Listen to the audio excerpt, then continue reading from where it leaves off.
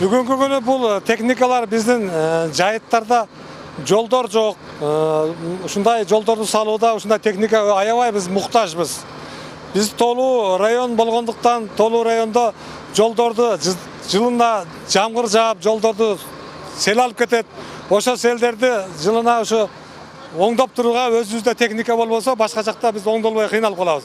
Бул жайыт пайдалануучуларга шарт түзүүдө өтө керектүү, абадай керектүү техника да. Мына бүгүн биз толкунданып сүйүнүп атабыз, ушу техниканы алсак, эптеп ушу жеткизип алсак, анан ушу жайыттардын жолун оңдоодо, жайыт пайдалануучуларга шарт түзүүдө аябай ушу чоң өбөлгө болмок. Биздин жайыт пайдалануучуларга да шарт түзүлмөк. Алыскы жайыттар бар, узак мөөнөттө пайдалануу жайыттарыбыз бар. Ошол жайыттарга барууда жолдорубуз начар, ошо жолдорду оңдоого ушул техникалар аябай көмөк көрсөтүп, жакшы кызмат кылып берет дейбиз. Бүгүнкү күндө Ош областы боюнча бул долбоордун негизинде 161 ушундай атайын жана айыл чарба техникаларына заявкалар берилген. Бүгүнкү күндө 87 даанасын тапшырганбыз. Бүгүн мына 17 даанасын тапшырып атабыз.